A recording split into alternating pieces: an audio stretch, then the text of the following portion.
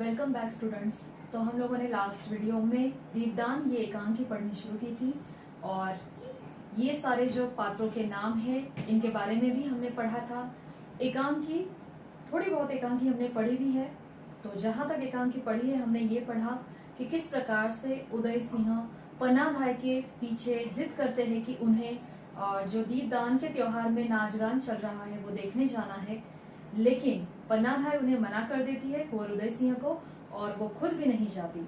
उसी समय वहां पर सोना आती है जो रावल स्वरूप सिंह की लड़की थी और वो पन्नाधाय को हर प्रकार से समझाने की कोशिश करती है कि उसे दीपदान में शामिल होना चाहिए। दीपदान के इस त्योहार में जिसमें नगरवासी भी शामिल है, उस त्योहार में उसे भी शामिल होना चाहिए, यानी पन्नाधाय को, राइट। लेकिन पन्नाधाय जो है ये बिल्कुल भी सोना की बात सुनती नहीं है, बल्कि वही उसको समझाती है कि जिस बुराई का साथ वो दे रही है, यानी बनवीर का, वो आज नहीं तो कल उसे विनाश के मार्ग पर ले जाएगा। और यहाँ तक हमने पढ़ा था। उसके बाद चंदन का भी आगमन हुआ था हमारी एकांकी में। चंदन जो धायमा का पुत्र था। चंदन अपनी माँ से, पन्नाधाय से बेहद प्रेम करता है, बिल्कुल भोला है और वो उदय सिंह के ऊपर भी उसका बराबर से ध्यान है कि उदय सिंह किसके साथ उठते बैठते हैं या किस प्रकार से उनमें बदलाव आए हैं उनके स्वभाव में। ये सारी बातें चंदन पन्नाधाय को बताता है और उसी समय वो ये भी कहता है कि आजकल उदय सिंह जो है वो सोना का नृत्य देखने के लिए बहुत ज्यादा जाते हैं, उसकी ओर देखते रहते हैं, वो भी देखती है और पता नहीं क्या होता है ऐसे देखने से। और उसी समय पन्नाधाय अपने बेटे को समझाती है, उसके भोलेपन पर उसे हंसी आती है और वो पूछती भी है कि तुम तो किसी को नहीं देखते। उस समय चंदन जवाब देता है कि हाँ, मैं देखता हूँ ना पहाड़ी खरगोश को, जो पलक झपकते ही यहाँ से वहां दौड़कर चला जाता है। तो यहाँ तक हमने एकांकी पढ़ी थी और फिर पन्नाधाय कहती है कि चंदन की जो माला है वो जो टूट गई थी वो उसे ठीक करनी है। तो चंदन उसे कहता है कि कुंवर उदय सिंह की माला जो है वो भी टूट गई है, तो तुम उसे भी ठीक कर देना। तो यहाँ तक हमने पाठ पढ़ा था, एकांकी पढ़ी थी। अब इसके आगे की एकांकी पढ़ना शुरू करते हैं।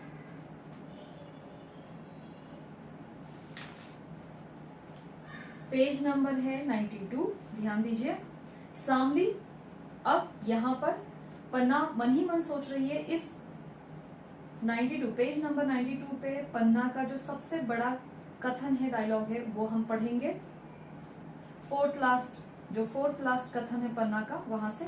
मेरा भोला लाल जब पूछा कि तुम तो किसी को नहीं देखते, तो कहता है देखता हूँ माँ पहाड़ी खरगोश को, और हंसते हुए पहाड़ी खरगोश को, वारे मेरे चंदन, कहता है धावा करने वाले कहीं नाच देखते हैं, वह तो दौड़ते हैं जमीन से आसमान तक। यहाँ तक हमने एकांकी पढ़ी थी। अब आगे। एकाएक घर के कुछ चीजों के गिरने की धमक होती है, घर के कुछ चीजों की गिरने की आवाज होती है। शीघ्रता से सामली का प्रवेश होता है, तभी तुरंत वहां पे सामली आती है। सामली चीख कर पुकारती हुई धायमा धायमा। सामली कौन है? परिचारिका है। धायमा के महल में उस कक्ष में परिचारिका है, सेविका है। पन्ना कौन कौन? सामली। तो सामली बहुत डरी हुई है और अपने मालिक के प्राण बचाने के लिए दौड़ती हुई वो पन्ना को कुछ कहने आई है और इसलिए वो चीख कर पुकारती हुई उन्हें आवाज लगाती है और पन्ना पूछती है कौन? सामली। सामली बिलखते हुए धायमा धायमा, कुंवर कहाँ है? कुंवर जी कहाँ है? पन्ना क्यों? कुंवर जी को क्या हुआ? उनका जीवन संकट में है। जीवन यानी उनका जीवन, उनकी जीवनी संकट में है, उनके प्राणों को खतरा है। पन्ना कहाँ, कैसे, ये तुम क्या कह रही हो? सामली उनका जीवन बचाओ धायमा। पन्ना चीख कर सामली कहाँ है कुंवर जी? तो जब सामली उसे ऐसे कहती कि उनका जीवन बचाओ, तो पन्ना भी बहुत, धायमा भी है, बहुत डर जाती है और अंदर की तरफ भागती है कि कुंवर जी अंदर ही तो कहाँ थे। सामली बिलखते हुए हाय सर्वनाश हो रहा है, मतलब बिलखते हुए मतलब उसकी आंखों में आंसू आए हैं और वो आंसू को रोकना चाहती है पर उससे नहीं रुके जा रहे। और उसी स्वर में, उसी रोने के स्वर में वो कहती है सर्वनाश हो रहा है। क्या मेवाड़ को ऐसे ही दिन देखने थे?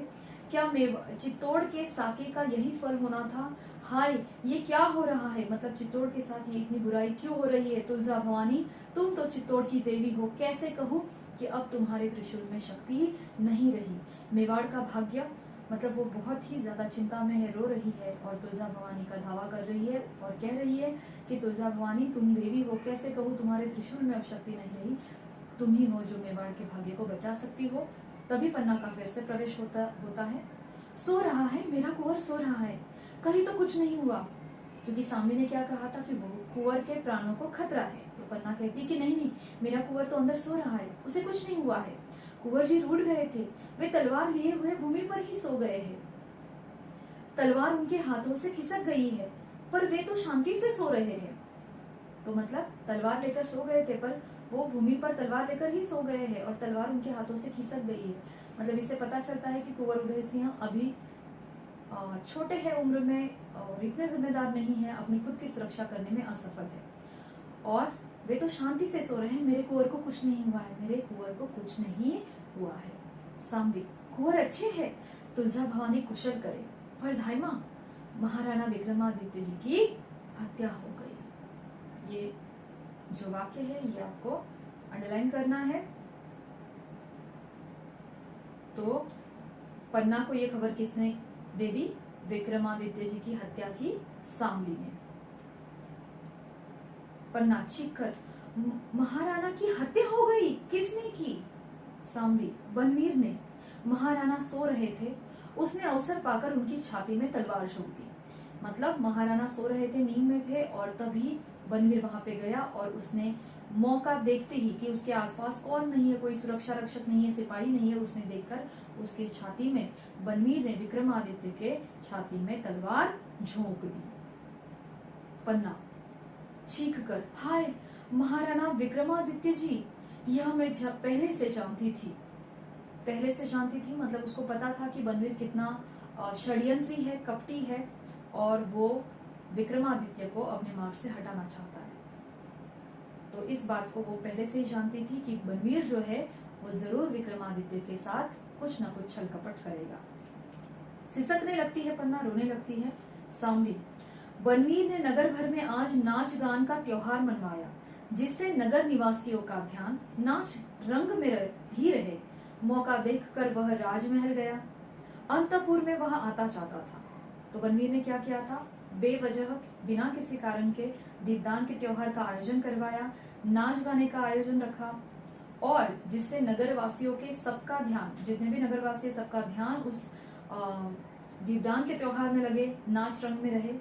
और फिर मौका देखकर कि विक्रमादित्य के महल के यहाँ ज्यादा सिपाही नहीं है या ज्यादा सुरक्षा रक्षक नहीं है, वो मौका देखकर वह राजमहल गया, विक्रमादित्य के महल में।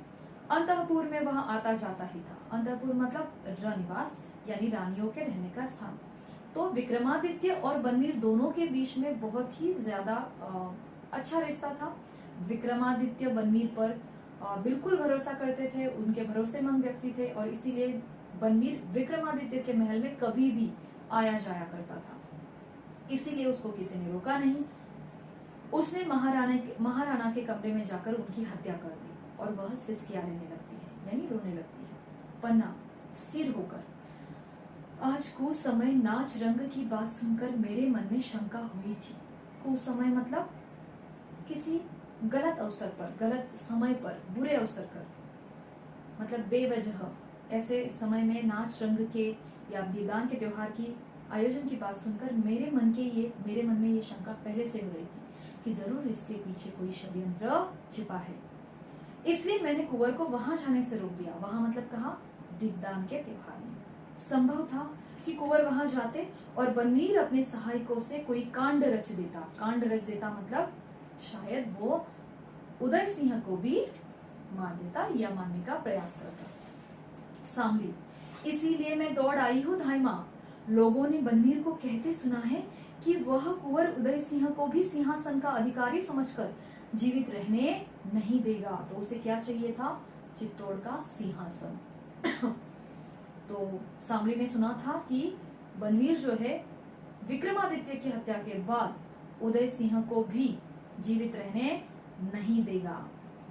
क्योंकि अगर उदय सिंह जीवित रहे तो वे उस गद्दी के उत्तराधिकारी थे, और अगर वे होते तो फिर वे रहेंगे तो बन्नीर कभी भी उस गद्दी पर बैठ सकता नहीं। वह निष्कंटक राज्य करेगा धाइमा। निष्कंटक मतलब जिसके मार्ग में कोई भी कांटा ना हो, कोई भी रोक ना हो। तो विक्रमादित्य की हत्या के बाद बनवीर को सिंहासन तक पहुंचने के लिए जो बीच में एक ही कांटा था, एक ही बाधा थी, रुकावट थी, वो कौन था? कुंवर उदय सिंह। ओके। पन्ना, विलासी और अत्याचारी राजा कभी निष्कंटक राज्य नहीं कर सकता। विलासी मतलब भोगी, ये सांसारिक जो सुख है, जैसे नाच गाना, नशापान करना, ये जो सारी बातें हैं, इनको भोगने वाला, और अत्याचारी, अत्याचारी मतलब क्रूएल, जो सब पर अत्याचार करता है, सबके साथ बुराई से पेश आता है, जो षड्यंत्रकारी होता है, कपट करता है, ऐसा अत्याचारी राजा और ऐसा विलासी व्यक्ति कभी भी निष्कंटक राज्य नहीं कर सकता। यानी बिना कांटे के, बिना किसी रुकावट के वो ऐसा राजा राज्य नहीं कर सकता जो अत्याचारी है। सामने, लेकिन रक्त से भीगी तलवार लेकर वह सीना ताने हुए अपने महल में गया है। मतलब विक्रमादित्य की हत्या करने के बाद वो बिल्कुल सीना ताने अभिमान से वो तलवार लेके घूम रहा है, अपने महल में गया है। पन्ना, लोगों ने उसे पकड़ा नहीं, सैनिक चुपचाप देखते ही रहे। मतलब विक्रमादित्य, महाराणा विक्रमादित्य की हत्या हुई और सैनिक चुपचाप देखते रहे, किसी ने रोका नहीं, किसी ने पकड़ा नहीं उसे। सामने, सैनिकों को उसने अपनी तरफ मिला लिया है। मतलब वो बहुत ही कपटी था, उसने पहले से ही, बनवीर ने पहले से ही सिपाहियों को अपनी ओर, अपनी साइड कर लिया था, उन्हें कुछ लालच दिया होगा, और फिर जो उसके साइड से नहीं हो रहे थे उनको डराया धमकाया था। लोग उससे डरते हैं। और महाराणा विक्रमादित्य का राज्य भी तो ऐसा नहीं था कि लोग उनसे प्रेम रखते, और महाराणा विक्रमादित्य ने भी ऐसा तो कोई राज्य नहीं बनाया, ऐसा रिश्ता तो लोगों के साथ, प्रजा के साथ या सैनिकों के साथ नहीं बनाया था कि वो एक लगाव का रिश्ता होता है, अपने राजा के प्रति प्रेम और आदर की भावना होती है। वैसा रिश्ता विक्रमादित्य ने सिपाहियों के साथ नहीं बनाया था कि कोई वहां पे बीच में आए। ओके। उनके पहलवानों की सहायता से राज्य नहीं चल सकता। यानी उन्होंने हमेशा अपना दिल, अपना ध्यान, अपनी रुचि किसमें दिखाई? पहलवानी में, कुश्ती और मल्ल क्रीड़ा में, और उससे राज्य नहीं चलता। सभी सामंत महाराणा से असंतुष्ट थे। सामंत यानी मंत्री, कोई मंत्री भी उनकी ओर से नहीं था, क्योंकि वे सब महाराणा विक्रमादित्य से असंतुष्ट थे। असंतुष्ट यानी नाखुश थे, वो बिल्कुल भी खुश नहीं थे। तो यहाँ पर सामने क्या कहना चाहती है कि शरीर का बल जो है वो काम नहीं आता, वहां पर ये तीर और तलवार की ही आवश्यकता होती है। तो पहलवानों से राज्य नहीं चलता। राजा को अपने सिपाहियों के साथ, अपनी प्रजा के साथ एक वैसा रिश्ता बनाना चाहिए, एक कुशल प्रशासक बनना चाहिए, जो विक्रमादित्य में नहीं था। पन्ना, अब क्या होगा? सामने, थोड़ी देर बाद ही वह कुंवर जी को मारने आएगा। आज की रात बहुत अंधेरी है, अंधेरी मतलब बहुत बुरी है। आज की रात में ही वह अपने को पूरा महाराणा बना लेना चाहता है। किसी तरह से हो, कुंवर जी की रक्षा होनी चाहिए धाइमा, किसी तरह से कुछ भी करिए, लेकिन कुंवर जी की रक्षा करिए। ऐसे कौन कहता है? सामली पन्ना से कहती है। पन्ना, कुंवर जी की रक्षा, कुंवर जी की रक्षा अवश्य होगी, अवश्य होगी। तो ये बार बार दोहरा क्यों रही है शब्द पन्ना? क्योंकि अब वो तनाव में है, किसी प्रकार से उसे कुंवर के प्राणों की रक्षा करनी है, और इसीलिए वो बौखला गई है, और इसीलिए वो सोच रही है, तनाव में है, इसीलिए वो शब्दों को बार बार दोहराती है कि कुंवर जी की रक्षा, कुंवर जी की रक्षा अवश्य होगी, अवश्य होगी। अब मेवाड़ का उत्तराधिकारी यानी इकलौता वारिस, एक यही तो राजपूती रक्त है, यानी यही तो एक इकलौता वारिस है, उसे हमें बचाना होगा। दासी पुत्र बनवीर को चित्तौड़ सहन नहीं कर सकेगा। वो अपना उद्वेग भी प्रकट कर रही है कि इस दासी पुत्र अत्याचारी बनवीर को चित्तौड़ कभी भी स्वीकार करेगा नहीं। सामली, यह तो आगे की बात है, पर तुम कुंवर जी की रक्षा किस तरह करोगी? तो सामली पन्ना से कहती कि अब कुंवर जी की रक्षा तुम कैसे करोगी? पन्ना, तो यहाँ पे ये पहला उपाय वो सोचती है पन्ना कि किस प्रकार से वो कुंवर के प्राणों की रक्षा कर सकती है। मैं इसे अंधेरी रात में ही लेकर कुंभलगढ़ भाग जाऊंगी। कहाँ भाग जाऊंगी? कुंभलगढ़। इस अंधेरी रात में कुंवर को लेकर कुंभलगढ़ चली जाऊंगी। सामने, और चंदन कहाँ रहेगा?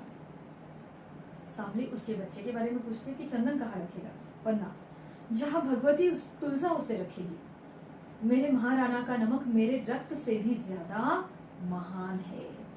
अपने पुत्र के लिए वो क्या कहती है कि जहाँ भगवती तुलसा भवानी रखेगी वहां मेरा बच्चा रहेगा, मेरा चंदन रहेगा।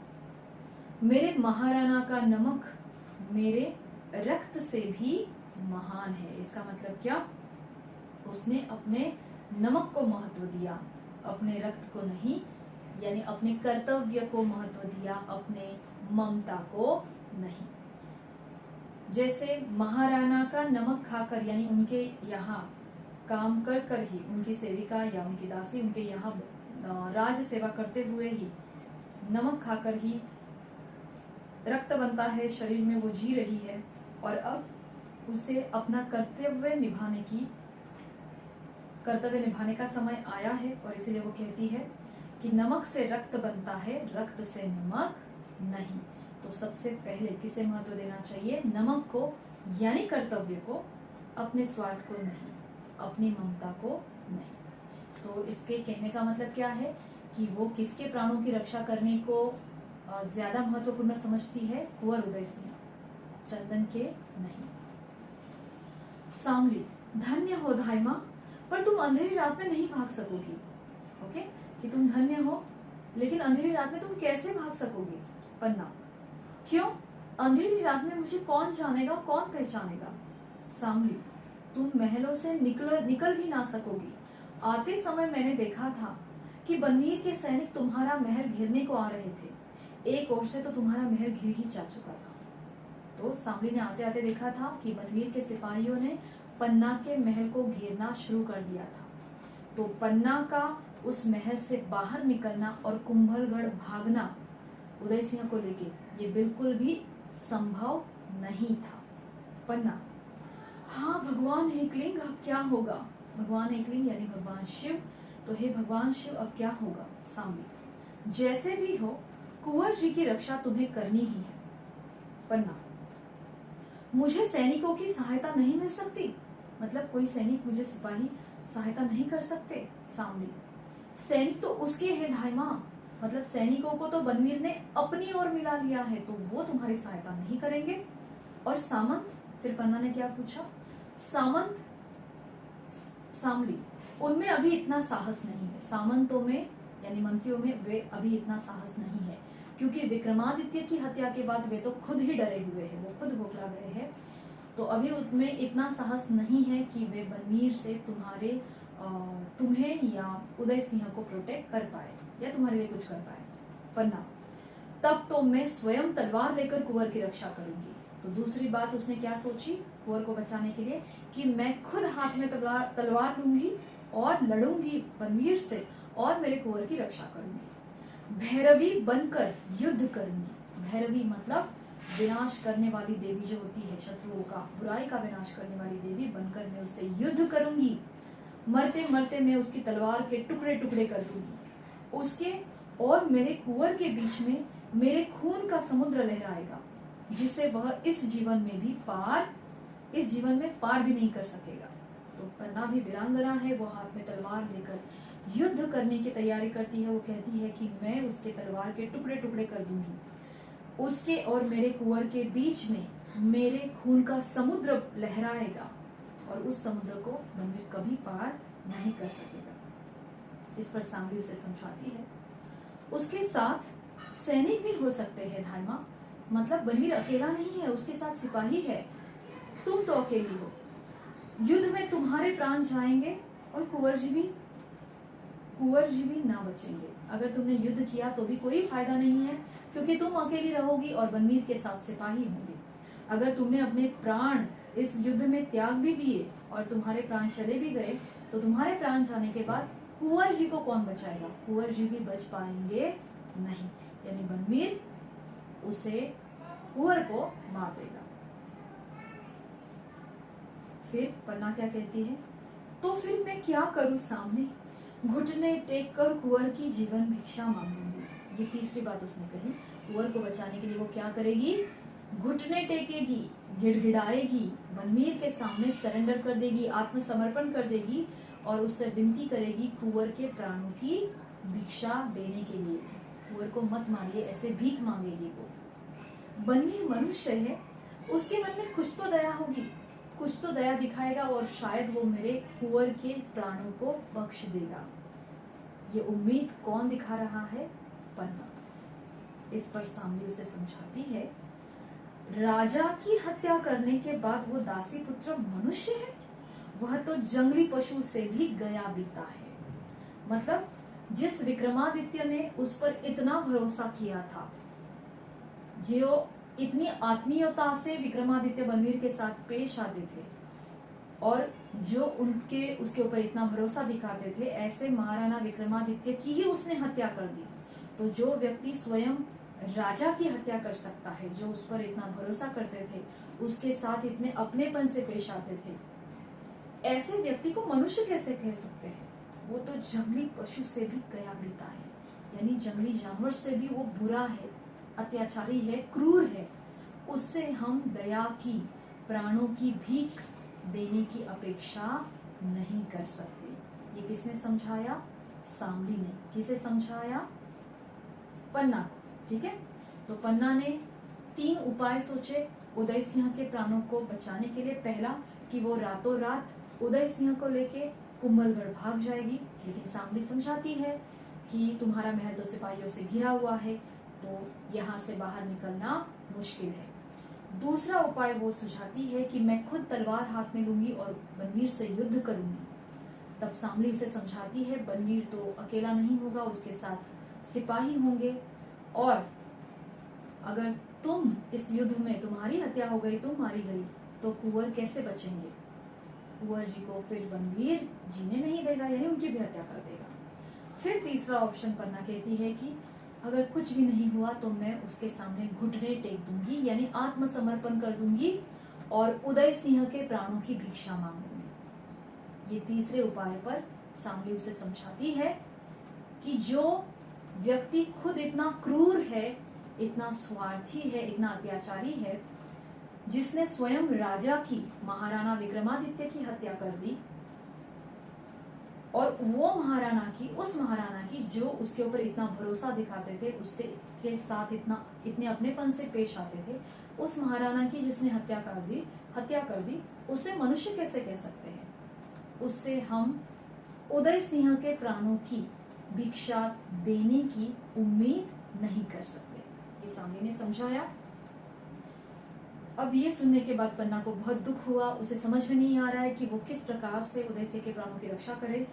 फिर मेरे कुंवर कैसे बचेंगे मेरे कुंवर? और वो सिसकी लेने लगती है, मतलब रोने लगती है। सामली, इसका उपाय मैं क्या बताऊं धाई माँ? मैं तो महल की एक परिचारिका हूँ। मैं कौन हूँ? एक सामान्य सेविका हूँ। मैं क्या कहूँ? पर इतना कहे जाती हूँ कि वह क्रूर और अत्याचारी बनवीर आता ही होगा। सर्प की तरह उसकी भी 2 जीभें हैं जो एक रक्त से नहीं बुझेगी। सामली फिर से पन्ना धाई को कहती है, क्या कहती है? कि विक्रमादित्य की हत्या करने के बाद उसका मन शांत नहीं हुआ है। सांप को जैसे 2 जीभें होती है, वैसे उसकी भी 2 जीभें हैं। एक खून से, एक रक्त से, विक्रमादित्य के रक्त से उसकी प्यास नहीं बुझेगी, उसे दूसरा रक्त भी चाहिए। और वो दूसरा रक्त किसका है? कुंवर उदय सिंह का। और वह कुंवर का। तुम कुछ बोल क्यों नहीं रही हो धाई माँ? आंखें बंद करके क्या सोच रही हो? पन्ना, मैं भगवती तुलजा का ध्यान कर रही हूँ कि मुझे शक्ति दे कि मैं कुंवर की रक्षा कर सकूं। तो पन्ना ने कह दिया, मैं तुलजा भवानी से प्रार्थना कर रही हूँ कि मुझे शक्ति दे दो ताकि मैं कुंवर के प्राणों की रक्षा कर सकूं। सामली, इस समय कुंवर की रक्षा शक्ति से नहीं हो सकेगी, कोई युक्ति ही काम दे सकती है। तो सामली ने क्या कहा? इस समय कुंवर के प्राणों की रक्षा तुम शक्ति से नहीं कर सकती, क्योंकि ताकत, शक्ति जो है, बल है, वो अब बनवीर के सामने कम पड़ने वाला है। हमें किससे काम करना पड़ेगा? युक्ति से। यानी उसके षड्यंत्र को, बनवीर के साजिश को, षड्यंत्र को नाकामयाब करने के लिए उससे बड़ा षड्यंत्र रचने की आवश्यकता थी, उससे बड़ी योजना, युक्ति सोचने की आवश्यकता थी।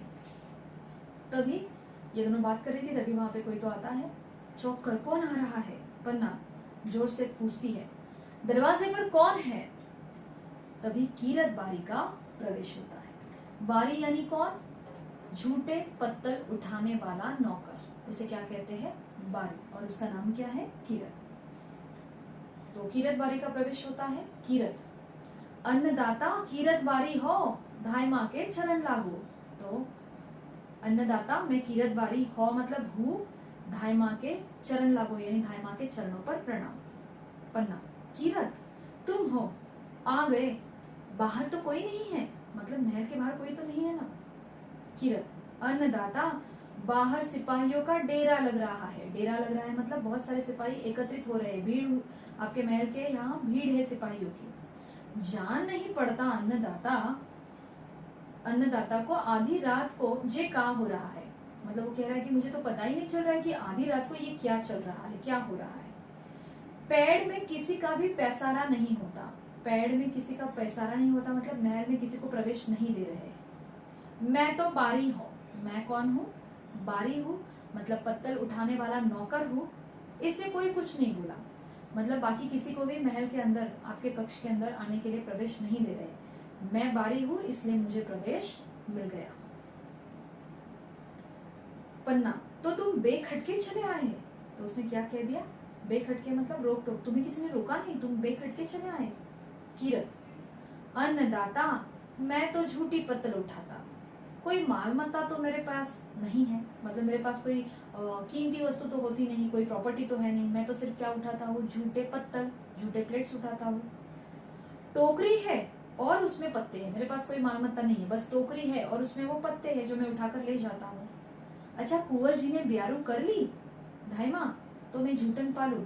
आगे वो क्या पूछता है? अपने काम की बात कर रहा है कि कुंवर जी ने भोजन कर लिया तो मैं पत्तल उठाकर ले जाऊं, मतलब झूठन पालू मतलब झूठा पत्तल उठाकर ले जाऊं। पन्ना, नहीं, मतलब अभी तक कुंवर ने भोजन नहीं किया है।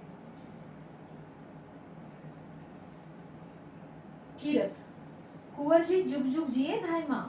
अब कीरत को विक्रमादित्य की हत्या हुई है इसकी भनक तक नहीं है, उसे बिल्कुल भी ये ज्ञात नहीं है कि विक्रमादित्य की हत्या की गई है, इसीलिए वो खुशी से आशीर्वाद दे रहा है कि कुंवर जी जुग जुग जिए, मतलब उनको लंबी आयु प्राप्त हो। जब से कुंवर जी बूंदी से आए हैं तब से सगर महल में उजाला फैल गया है, मतलब जब से कुंवर जी महल में वापस लौटे हैं तब से सारे महल में जैसे उजाला, खुशहाली फैल गई है। राणा विक्रमादित्य जब हरभजन करेंगे तो धाई माँ अपना चोर छत्तर कुंवर जी को ही तो सौंपेंगे। तो राणा विक्रमादित्य जब हरभजन करेंगे मतलब राज्य से संन्यास लेंगे और भक्ति में दिन बिताना शुरू करेंगे, तो धाई माँ अपना चोर छत्तर यानी अपना शासन, अपनी राजगद्दी कुंवर जी को ही तो सौंपेंगे। यानी विक्रमादित्य के बाद कौन वारिस है? कुंवर उदय सिंह। और जब कुंवर जी राणा होंगे यानी राजा हो जाएंगे तो सगर जहान उनकी बंदगी करने आएगा, यानी उनकी सेवा करने आएगा, उनके सामने सिर झुकाएगा। तो कीरत जो है वो उदय सिंह के बारे में उसके मन में बहुत आदर है, प्रेम है, और वही भावनाएं वो यहाँ पे प्रकट करता है कि विक्रमादित्य जब राज्य से संन्यास लेंगे, भक्ति में दिन बिताना शुरू कर देंगे, तब वे अपना शासन, अपनी राजगद्दी किसको सौंपेंगे? कुंवर उदय सिंह। और जब कुंवर राणा बनेंगे तो सारा जहान उनकी बंदगी करने आएगा। सच जानो धाई माँ, कुंवर जी के स्वरूप दर्शन दाखिल है। स्वरूप दर्शन मतलब सुंदर से दर्शन दाखिल है, मतलब उनका व्यक्तित्व बहुत प्रभावशाली है, दर्शन करने जैसा उनका व्यक्तित्व है। मैं तो उनके लिए अपनी जान तक हाजिर कर सकता हूँ। आगे उसने क्या कह दिया? कुंवर के लिए तो मैं अपने प्राण तक हाजिर कर सकता हूँ। ठहर कर, धाई माँ कुछ सोच रही है? कीरत ने क्या पूछा धाई माँ से? धाई माँ आप कुछ सोच रही है? पन्ना चौंक कर, हाँ मैं सोच रही हूँ। फिर वो सांवली से कहती है, तुम बाहर जाके देखो सिपाही कहाँ कहाँ खड़े हैं और कितने सिपाही हैं। सांवली, बहुत अच्छा धाई माँ मैं जाती हूँ। और वहां उसका प्रस्थान होता है, मतलब वो चली जाती है देखने के लिए कि महल के बाहर कितने सिपाही हैं। पन्ना, तो कीरत तुम कुंवर जी को बहुत प्यार करते हो? कीरत, अन्नदाता प्यार कहने में जबान पर कैसे दिख जाए, वो तो दिल की बात है, मौके पे ही देखा जाता है। और कहने को तो मैं कह चुका हूँ, कि उनके लिए मैं अपनी जान तक हाजिर कर सकता हूँ। तो किरत ने क्या कहा, प्यार कहने में सिर्फ दिखाने वाली वस्तु तो है नहीं कि सिर्फ बोलने से थोड़ी पता चलेगा कि मैं प्यार करता हूँ कुंवर से या नहीं, वो तो दिल की बात है, मौके पे देखी जाती है। मौके पे यानी मुसीबत के समय में, कि सच में कौन कितना प्यार करता है, क्योंकि समय अच्छा होता है तो सब अच्छे होते हैं, तो मुसीबत के समय में देखा जाता है कि कितना प्यार कौन किससे करता है, तो मौके पे ही देखा जाता है। और कहने को तो मैंने कह दिया है कि मैं तो कुंवर के लिए अपने प्राण तक, जान तक हाजिर कर सकता हूँ। पन्ना, जान तक हाजिर कर सकते हो? तो पन्ना ने उसे कंफर्म करना चाहा कि सच में जान हाजिर कर सकते हो उदय सिंह के लिए। किरत, ऐसी बातों में तीन तिरबाचा नहीं हराते धाइमा, मौके पे देखा जाता है। तीन तिरबाचा मतलब क्या? मतलब ऐसे 3 बार वचन नहीं लेना चाहिए किसी से 3 बार ऐसे बोल के, वो तो एक बार कह दिया मतलब कह दिया, तो 3 तिरबाचा 3 बार बोलने की जरूरत नहीं है, वो तो मौके पे आपको पता चल जाएगा। एक बार मैंने कह दिया मतलब मैं कुंवर के लिए कुछ भी कर सकता। पन्ना, तो वह मौका आ गया है किरत, मतलब कुंवर के लिए कुछ करने का मौका तुम्हारे जीवन में आ गया है। किरत, मौका? कैसा मौका? पन्ना, कुंवर जी को बचाने का, कुंवर जी को बचाने का मौका आ गया है। किरत, कौन के सिर पे भैरू बाबा की आंख चढ़ी है जो कुंवर जी का बाल भी बांका कर सके? मतलब किसके सिर पे भगवान शिव की आंख खुल गई है जो कुंवर जी का बाल भी बांका कर सके, वो भी किरत के रहते? धाइमा, हंसी तो नहीं कर रही है अन्नदाता? धाइमा, हंसी तो नहीं कर रही है मतलब आप मजाक तो नहीं कर रही है? अन्नदाता अन्नदाता ये बार बार किरत क्यों कहता है? क्योंकि अन्नदाता मतलब किरत उनके कक्ष में सेवक का काम कर रहा है, झूठे पत्थर उठाने का काम कर रहा है, और इसीलिए वो सबको आदर देने के हेतु से यहाँ पे क्या पुकारता है? अन्नदाता, कि उन्हीं के कारण उसका पेट या परिवार का पेट भर रहा है, उसे अन्न मिल रहा है, इसीलिए वो क्या कहता है? वो आदर देते हुए अन्नदाता। किसके सिर पर भैरू बाबा की आंख चढ़ी है? मतलब कौन है वो जिसके बुरे दिन शुरू हो गए हैं, या जिसके सिर पर भगवान शिव की तीसरी आंख चढ़ी है, खुल गई है, जिसका विनाश होने वाला है, वो भी किरत के रहते? कौन है जो कुंवर का बाल भी बांका कर सके? पन्ना, नहीं किरत, हंसी का समय नहीं है, कुंवर जी के प्राण संकट में है, पन्ना उसे समझाती है। किरत, कौन है जिसने सूरज पे धूल उछाली है? सूरज पे धूल उछालना, धूल मतलब धूल, ये मुहावरा है कि कौन है जिसने सूर्य पर धूल उछालने का प्रयास किया है। तो इस मुहावरे का अर्थ क्या है? सूरज पर धूल उछालना मतलब असंभव कार्य करना। कौन है जो इतनी हिम्मत कर रहा है, इस असंभव कार्य को कर रहा है, सूरज पर धूल उछालने का प्रयास कर रहा है? पन्ना, बनवीर। किरत, अरे वो बनवीर जो महाराणा विक्रमादित्य के दरबार में बंदर सरीखा नाचता है। बंदर सरीखा मतलब बंदर के जैसा उछल कूद करता रहता है, विक्रमादित्य के आगे पीछे घूमता रहता है, वो बनवीर? पन्ना, बहुत बातों का समय नहीं है किरत, बोलो कुंवर जी को बचाओगे? किरत, तो मैं तलवार ले आऊं? तो वो तो तुरंत लड़ने के लिए तैयार है, वो क्या पूछता है कि ठीक है तो मैं तलवार लेकर आऊं? पन्ना, तलवार लाने का समय नहीं है, इस समय लड़ने से काम नहीं चलेगा, एक तरकीब करनी होगी। इस समय लड़ने से हम नहीं जीत सकते, क्या करनी होगी? तरकीब। तरकीब यानी उपाय, योजना, युक्ति, तो युक्ति सोचनी होगी। किरत, हुकुम दे अन्नदाता। पन्ना, भवानी तुलजा ने मेरे मन में सब उपाय सुझा दिए हैं, यानी मुझे सारे उपाय बता दिए हैं। किरत, हाँ, ध्यान तो कर रही थी आंखें मूंद के, तो भवानी ने कौन सा हुक्म करा? तो पन्ना कहती कि तुलजा भवानी ने मुझे उपाय सुझा दिया है। किरत भी कहता है कि हाँ आप ध्यान तो कर रही थे, तो बताइए तुलजा भवानी ने कौन सा हुक्म किया है? आंखें मूंदना यानी आंखें बंद करना। पन्ना, उसे मानोगे? किरत, अन्नदाता, सिर माथे मानूंगा, सिर चढ़ा के मानूंगा, मतलब आप जो हुक्म दोगी, आप जो आदेश दोगी, जो का त्यों मानूंगा। पन्ना, अच्छा तो सुनो, तुम वारी हो, तुम्हें बाहर जाने से कोई नहीं रोकेगा, तुम तो टोकरी में झूठे पत्थर उठा के जाते ही हो, मतलब तुम झूठे पत्थर उठाने वाले बारी हो, नौकर हो, तो तुम्हें बाहर जाने से कोई नहीं रोकने वाला, महल के बाहर जाने से। और तुम अपनी टोकरी में झूठे पत्तल भी उठा के ले जाते ही हो। कीरत, ठीक कहती है अन्नदाता, आते वक्त भी किसी ने नहीं रोका।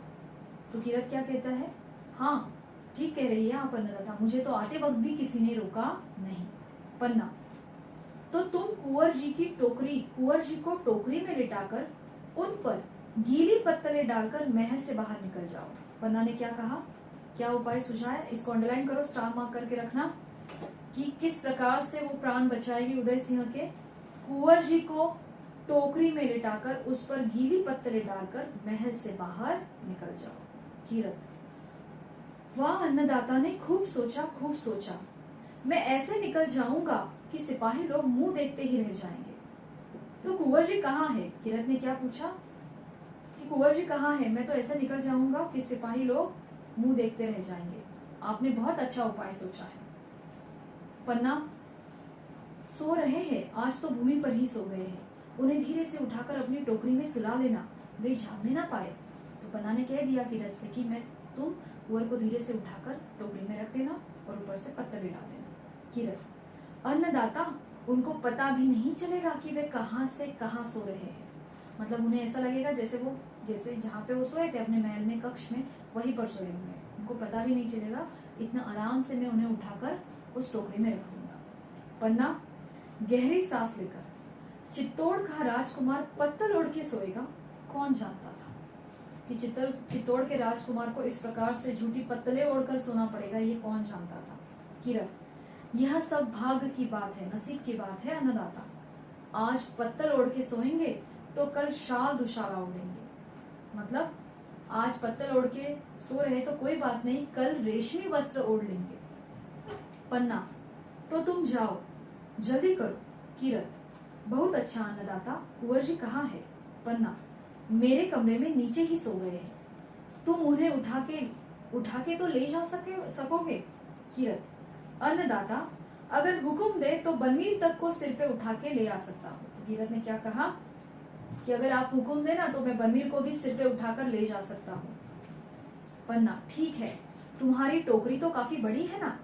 कीरत, अन्नदाता, आपके जस ने ही तो मेरी टोकरी बड़ी कर दी है, मतलब आपके यश ने, आपकी सफलता ने ही मेरी टोकरी बड़ी कर दी है।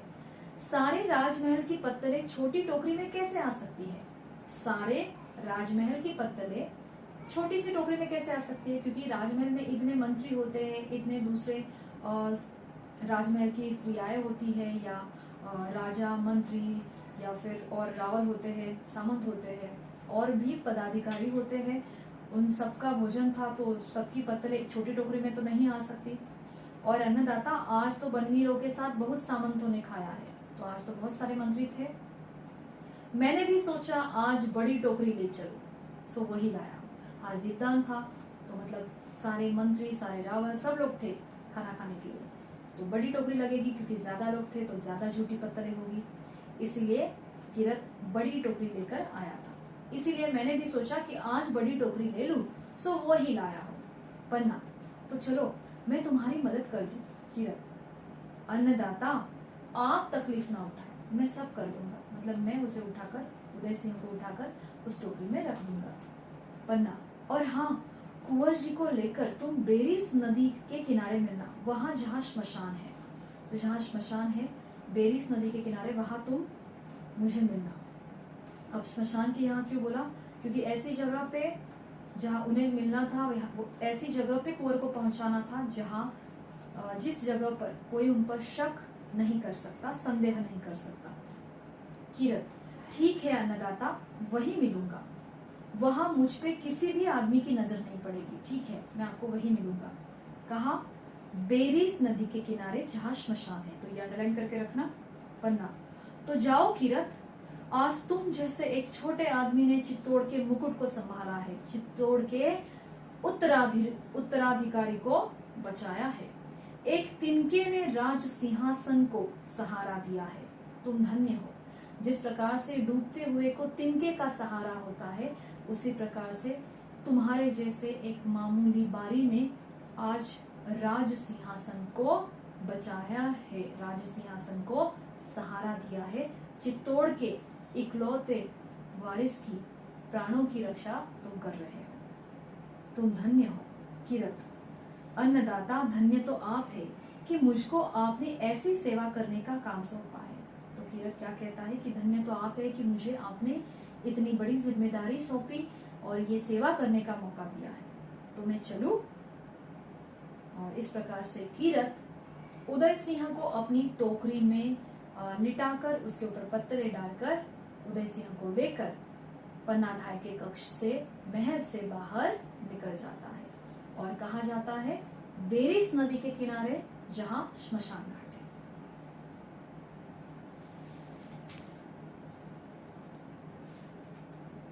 ओके, शामली। अब शामली का प्रवेश होता है वापस। जो सिपाही देखने के लिए अभी पन्नाधाय ने उसे भेजा था बाहर कि कितने सिपाही है महल के चारों ओर, वो देख के आना। तो शामली वो देखकर आ चुकी है। शामली क्या कहती है, देखिए। धायमा, महल चारों तरफ सिपाहियों से घिर गया है। चारों तरफ सिपाहियों से घिर गया। उत्तर की तरफ के 7 सिपाही है, बाकी तीनों तरफ 20-20 सिपाही पहरा दे रहे हैं। तो शामली बाहर जाके, मतलब महल के बाहर गई थी, उसने चारों ओर महल के देखा कितने सिपाही है, तो उसने बता दिया उत्तर दिशा की ओर से 7 सिपाही है, बाकी तीनों दिशाओं में 20-20 सिपाही है। इसका मतलब क्या है, पन्नाधाय का जो महल है वो बनवीर के सिपाहियों ने घेर लिया है। शायद उत्तर की तरफ के सिपाही बनवीर को लेने गए हैं, मतलब बनवीर को लेने गए हैं, मतलब कि बनवीर के षड्यंत्रों को पूरा करने के लिए, उसे बुलाने के लिए भी गए हैं, ताकि बनवीर अपने उस षड्यंत्र में सफल हो जाए, पूरा कर ले। कौन सा षड्यंत्र? उदय सिंह की हत्या करने का। पन्ना, कोई चिंता की बात नहीं शामली, तुम यही ठहरना, मैं अभी आती हूँ। अब पन्ना जो है वो उस चिंता से बाहर आ गई है कि वो उदय सिंह के प्राणों की रक्षा कैसे कर पाएगी। इसलिए वो क्या कहती है शामली से कि कोई बात नहीं शामली, तुम यही ठहरना, क्योंकि उसे पता है कि उदय सिंह तो सही सलामत उसके महल से बाहर निकल गए हैं और उनके प्राणों की रक्षा हो गई है। तो क्या कहते हैं, कोई चिंता की बात नहीं है शामली, तुम यही ठहरना, मैं अभी आती हूँ। शामली, देख के क्या करोगी, मैं तो देख आई हूँ, कुंवर को बचाने का कोई उपाय सोचो। शामली ने क्या कहा, तुम सिपाहियों को देखकर क्या करोगी, मैं अभी तो देख के आई हूँ, कुंवर जी को बचाने का कोई उपाय तो सोचो पहले। पन्ना, मैं अभी आती हूँ। और कीरत से कहती है चलो कीरत, मतलब पन्ना शामली को भी ये खबर नहीं होने देती। हालांकि कीरत अभी तक वहीं पर है, लेकिन वो कीरत के सामने ही पन्ना कह रही है, बात कर रही है शामली से, लेकिन शामली को भी ये खबर नहीं होने देती कि कीरत की टोकरी में ही उदय सिंह है। दोनों का प्रस्थान होता है, मतलब दोनों वहां से निकलते हैं। शामली तो पन्नाधाय और कीरत दोनों महल के यहाँ जो महल का एंट्रेंस होगा, मुख्य आने का जो दरवाजा है, द्वार है, वहां तक पन्नाधाय कीरत के साथ चली जाती है। तब तक शामली क्या सोचती है, देखो। न जाने धायमा क्या सोच रही है। कीरत बारी भी तब से यही बना है, कीरत बारी भी जो प्लेट झूठे पत्थर उठाने के लिए आया था वो भी यहीं पर था कब से। हाय, बनवीर ने महाराणा को रक्त में नहला दिया, बनवीर ने विक्रमादित्य को रक्त से नहला दिया। दुष्ट बनवीर, तुझे नरक में भी चैन नहीं मिलेगा। तो वो अपने विवेक को प्रकट कर रही है, अपने गुस्से को, अपने दुख को प्रकट कर रही है। कुंवर उदय सिंह पर आंख लगाई है, मतलब अब उसकी नजर किस पर है, कुंवर उदय सिंह पर। हे भवानी, तुलजा भवानी, कुंवर की रक्षा करो। और वो देवी से प्रार्थना करती है कि हे तुलजा भवानी, मेरे कुंवर की रक्षा करो। तभी वहां पर पन्ना का प्रवेश होता है। पन्ना, अब ठीक है, कुंवर जी की रक्षा हो गई।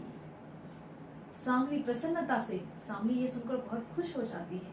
हो गई, कैसे? मतलब वो इतनी ज्यादा खुश हो गई कि वो बार बार वही पूछ रही कि सच में हो गई, सच में मेरे कुंवर बच गए, कैसे हो गई? तब अब पन्ना बता देती है, कीरत ने अपनी टोकरी में कुंवर को सुला दिया, ऊपर से पत्तले ढक ली, उन पर पानी छिड़क दिया, वह उन्हें लेकर बेखटके यानी बिना किसी रुकावट के महल से बाहर हो जाएगा।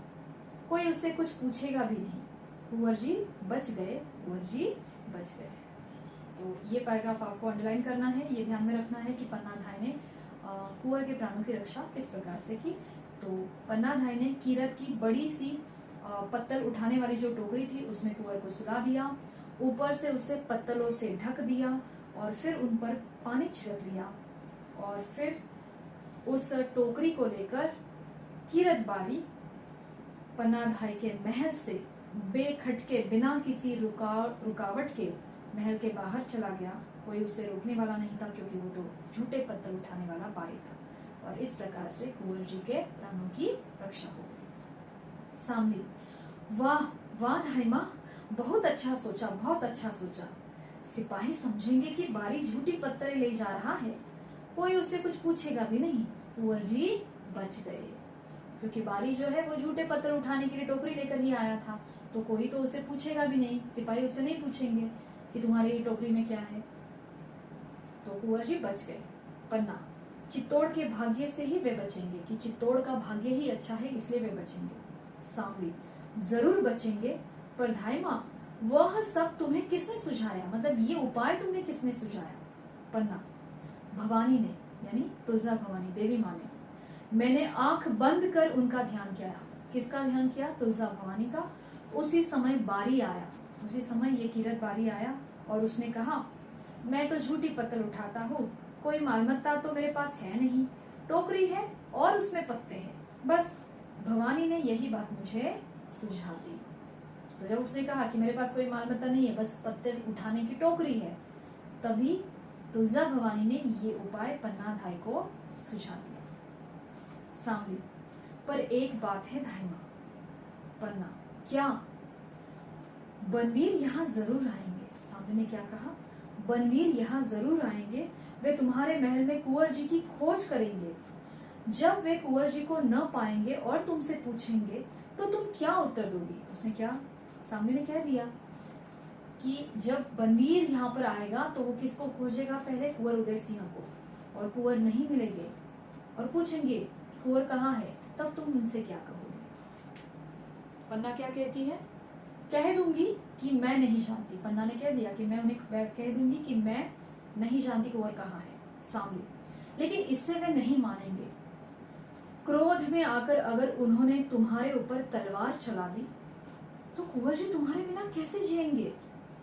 तो सांवली ने क्या, कौन सी चिंता प्रकट की? अगर क्रोध में आकर उन्होंने तुम्हें मार दिया तो तुम्हारे बिना कुंवर जी कैसे जी पाएंगे? पन्ना, मैं अपने प्राणों की भिक्षा मांगूंगी जो चित्तौड़ की किसी नारी ने नहीं मांगी थी। तो जैसे चित्तौड़ की भूमि जो है ये वीर और वीरांगनाओं की भूमि है, इसीलिए यहाँ पे पन्नाधाय क्या कहती है कि मैं अपने प्राणों की भीख मांगूंगी बनवीर के सामने, जो चित्तौड़ के किसी भी नारी ने, किसी भी वीरांगना ने ऐसे नहीं मांगा है प्राणों की भिक्षा। ऐसी विचित्र भिक्षा वे अवश्य देंगे और ऐसी विचित्र भीख बनवीर मुझे अवश्य देगा। ये कौन कह रहा है? पन्ना। लेकिन सांवली क्या कहते हैं देखो, बनवीर के सिर पर खून चढ़ गया है, मतलब अभी उसके सिर पर खून चढ़ा है, वो बहुत ज्यादा क्रूरता से पेश आ रहा है, वह दैत्य बन गया है। इस समय वह इंसान नहीं राक्षस बना हुआ है। दैत्य यानी राक्षस। कुंवर जी को न पाकर वह तुम्हें जरूर मार डालेगा। अगर उसको महल में कुंवर जी नहीं मिले तो वो तुम्हें जरूर मार डालेगा, और अगर तुम मर गई तो फिर कुंवर जी कैसे जी पाएंगे? पन्ना, मुझे उसकी चिंता नहीं है, मतलब मुझे मरने की चिंता नहीं है। पन्ना ने कह दिया कि मेरे मृत्यु का मुझे भय नहीं है। सांवली, पर चिंता कुंवर जी की है, तुम्हारे बिना वे भी तो जीवित नहीं रहेंगे, मतलब फिर कुंवर के प्राणों को बचाने का क्या फायदा है अगर तुम्हारे प्राण चले गए, क्योंकि तुम्हारे बिना कुंवर जी जीवित नहीं रहेंगे। फिर तुम्हारा बलिदान चित्तौड़ के किस काम आएगा? तो तुमने जो इतना बलिदान दिया दोगी तुम, मतलब तुम अगर मर जाओगी इस कुंवर की रक्षा के लिए और तुम्हारे प्राण चले गए और कुंवर जी भी जीवित नहीं रहेंगे, तुम नहीं रहोगी तो कुंवर जी भी जीवित नहीं रहेंगे, और कुंवर जी जीवित नहीं रहेंगे तो तुम्हारे प्राणों का बलिदान किस काम का है? कुंवर जी को तो जीना ही चाहिए, और कुंवर जी को जीवन जीने के लिए किसकी आवश्यकता है? पन्ना ढाएगी और इसीलिए तुम्हें अपने आप को भी बचाना होगा। ये सांवली के कहने का उद्देश्य है कि अगर कुंवर को जीवित रखना चाहती हो, चलो यहाँ से तो कुंवर जी निकल गए हैं, लेकिन उन्हें जीवित रखना है तो तुम्हें भी अपने आप को बचाना होगा। पन्ना, सचमुच कुंवर जी मेरे बिना नहीं जिएंगे, थोड़ी सी बात पर तो रूठ जाते हैं, मुझे न पाकर उनका क्या हाल होगा। पन्ना भी कहती है कि सच में कुंवर जी मतलब जैसे एक बच्चे और माँ का रिश्ता होता है, वैसा ही गहरा रिश्ता यहाँ पर माँ बेटे जैसा रिश्ता पन्ना धाय में और कुंवर में है। इसीलिए पन्ना कहती है कि सचमुच कुंवर जी मेरे बिना नहीं जिएंगे, थोड़ी सी बात पर भी रूठ जाते हैं, मुझे न पाकर पता नहीं उनका क्या हाल होगा। सांवली, किसी तरह बनवीर को धोखा नहीं दे सकती, किसी तरह तुम बनवीर को धोखा नहीं दे सकती। पन्ना, दे सकती हूँ। सांवली, किस तरह? पन्ना, कुंवर जी की शैया पर किसी और को सुला दूंगी। शैया यानी बेड, तो कुंवर जी के बेड पर किसी और को सुला दूंगी। वह क्रोध में अंधा रहेगा ही, बनवीर तो क्रोध में पागल हो गया होगा, वो पहचान भी नहीं सकेगा कि कौन सोया है। सांवली, तो कुंवर जी की शैया पर किसे सुला दोगी? सांवली ने पूछा। तो पन्ना क्या कहते देखो, किसे सुला दूंगी? फिर वो सोचने लगती है। सांवली, मेरे हृदय पर वज्र गिर रहा है, वज्र यानी भारी शस्त्र गिर रहा है, मेरे हृदय पे कोई मुसीबत आ रही है, मेरे आंखों में प्रलय के बादल घुमड़ रहे हैं, मेरे आंखों के सामने विनाश घूम रहा है, मेरे शरीर के एक एक रोम पर बिजली तड़प रही है, मुझे ऐसे लग रहा है कि मेरे हृदय पर बहुत भारी शस्त्र गिर रहा है, आंखों में प्रलय आ रहा है और मेरे शरीर के एक एक रोम पर, एक एक छिद्र पर जैसे बिजली तड़प रही है। सांवली क्या कहती है देखो, सांवली, धायमा संभल जाओ, ऐसी बातें ना कहो, कुंवर जी की शैया पर। यानी सांवली को समझ में आ जाता है कि धायमा क्या सोच रही है। धायमा क्या सोच रही थी? कुंवर जी की शैया पर चंदन को सुलाने के बारे में। धायमा संभल जाओ, ऐसी बातें ना कहो, कुंवर जी की शैया पर। पन्ना, सुला दूंगी, उसी को सुला दूंगी जो मेरी आंखों का तारा है, मेरा चंदन, चंदन को सुला दूंगी। सांवली, तो पन्ना ने कह दिया कि मैं कुंवर की शैया पर किसको सुला दूंगी? मेरे पुत्र चंदन को। सिसकियां लेने लगती है, उसे रोना आता है। चंदन को सुला दूंगी, उस नन्हे से लाल को हत्यारे के तलवार के नीचे रख दूंगी, उस नन्हे से मुन्ने से मेरे बच्चे को उस हत्यारे क्रूर बनवीर के तलवार के नीचे रख दूंगी और उसे कह दूंगी कि इसके नन्हे से कलेजे पर हल्की सी चोट करना, कि मेरा बच्चा सोया है, छोटा सा कलेजा है उसका, हल्के से मारना, उसको क्रूरता से मत मारना, बेचारा अभी बालक है ना, भीषण प्रहार से मेरा लाल चौंक उठेगा।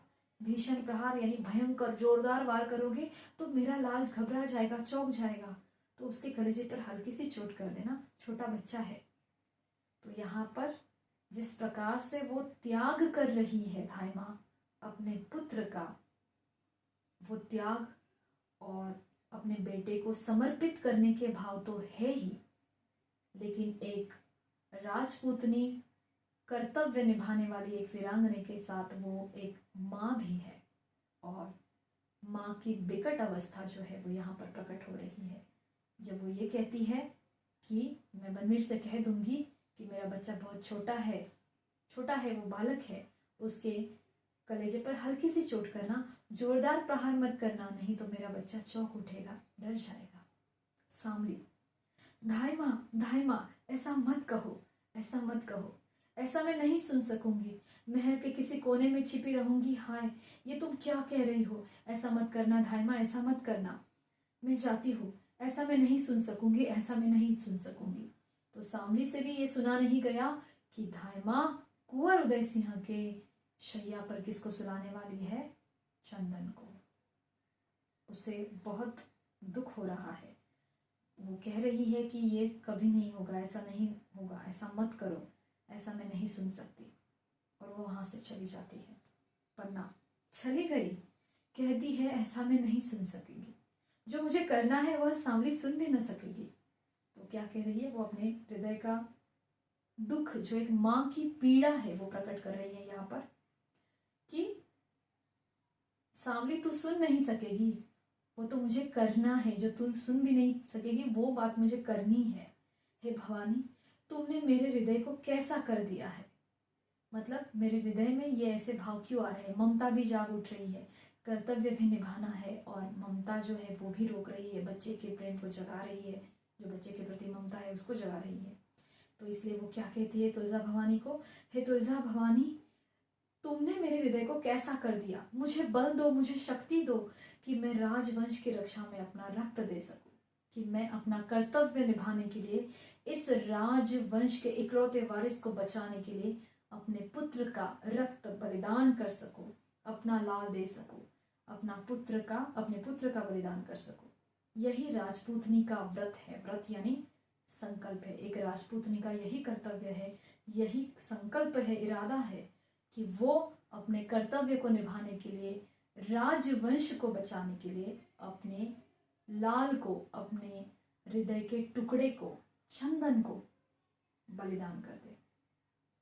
यही राजपूतनी की मर्यादा है। मर्यादा यानी सीमा है। यही राजपूतनी का धर्म है। कौन सा धर्म? अपने कर्तव्य को निभाना।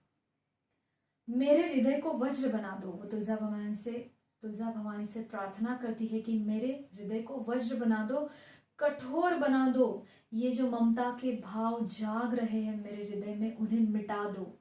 चंदन के लिए जो प्रेम उमड़ रहा है उसे मिटा दो। मेरे हृदय को कठोर बना दो। माता के हृदय के स्थान पर पत्थर रख दो। ये जो ममता जागने वाला मेरा हृदय है, इस हृदय को हटाकर वहां पे पत्थर रख दो, जिससे यह ममता का स्रोत ही बंद हो जाए, जिसके कारण ये जो पुत्र के प्रति इतना स्नेह उत्पन्न हो रहा है, उस हृदय को ही पत्थर बना दो, ताकि ये प्रेम, ये ममता उत्पन्न ही ना हो। हे भवानी, हे तुलजा भवानी, मैं चित्तौड़ की सच्ची नारी बनूं, सच्ची नारी बनूं, वीरांगना बनूं, जो अपने ही धरती के रक्षा को, राजवंश के रक्षा को, या अपने कर्तव्य निभाने को ज्यादा महत्व देती है। खींचो राजपूतनी अपने रक्त से मंगल तिलक करे। और ये खींचो राजपूतनी अपने खुद के रक्त से, यानी अपने बेटे, अपने पुत्र चंदन के रक्त से मंगल तिलक करे, यानी ये शुभ कार्य की शुरुआत करे। ठीक है। तो राजपूतनी का धर्म क्या होता है? कर्तव्य पालन करना, मर्यादा में नहीं, मर्यादा में रहना। अगर ये पन्नाधाय यहाँ पर चंदन का बलिदान नहीं करती तो शायद ये जो देश है वो तबाह हो जाता, वो चित्तौड़ जो है वो तबाह हो जाता। और इसीलिए वो कहती है कि ये खींचो राजपूतनी अपने रक्त से मंगल तिलक कर रही है, अपने बेटे का बलिदान अपनी धरती पर अपना कर्तव्य निभाने के लिए, राजवंश की रक्षा के लिए अपने बेटे का बलिदान कर रही है। तभी नेपथ्य में चंदन का स्वर आता है, माँ माँ माँ, चंदन का प्रवेश होता है। ओके बच्चों, तो यहाँ तक हमने पढ़ लिया है। अब हम रुकते हैं। अब हम कुछ प्रश्न देखेंगे और इसके बाद की जो एकांकी है वो हम अगले वीडियो में पढ़ेंगे, अगले लेक्चर में पढ़ेंगे। ठीक है। तो आज हमने क्या पढ़ा, किस प्रकार से पन्नाधाय, सबसे पहले तो सामली ये खबर लेकर आती है कि विक्रमादित्य की हत्या हो जाती है, हत्या की गई है बनवीर ने, और वो अब किसकी हत्या करना चाहता है? उदय सिंह की।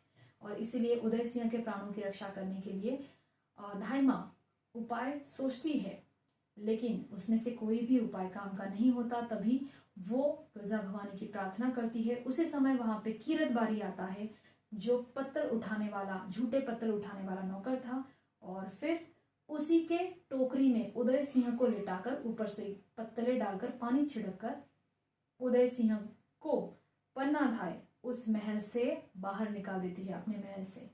ठीक है। तो यहाँ तक हमने आज पढ़ा है, और साथ ही साथ ये भी पढ़ा कि वो पन्नाधाय अपने बेटे यानी अपने पुत्र चंदन को उस उदय सिंह की शैया पर सुला देगी, ताकि जब बनवीर पन्नाधाय के कक्ष में आएगा तो वो किसे ढूंढेगा? उदय सिंह को। और अगर उदय सिंह उसे नहीं मिला तो शायद वो पन्नाधाय को भी जीवित रहने नहीं देगा। इसीलिए पन्नाधाय का जीवित रहना भी आवश्यक था। इसीलिए उस राजवंश की रक्षा करने के लिए, यानी पन्नाधाय का जीवित रहना आवश्यक क्यों था? क्योंकि अगर पन्नाधाय जीवित नहीं रही तो कुंवर उदय सिंह भी जीवित नहीं रह पाएंगे। अभी फिलहाल वो महल के बाहर जा चुके हैं, उनके प्राणों की रक्षा की गई है, लेकिन बाद में उन्हें फिर से पन्नाधाय की आवश्यकता है। तो पन्नाधाय का जीवित रहना आवश्यक था, इसीलिए उदय सिंह की शैया पर किसी को सुलाना आवश्यक था, और वो फिर पन्नाधाय किसे सुलाने के बारे में सोचती है? चंदन के बारे में।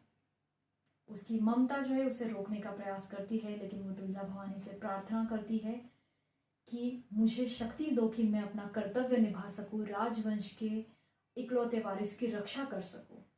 ठीक है, तो यहाँ तक हमने पढ़ा है। अब इस एकांकी के कुछ प्रश्न देखते हैं।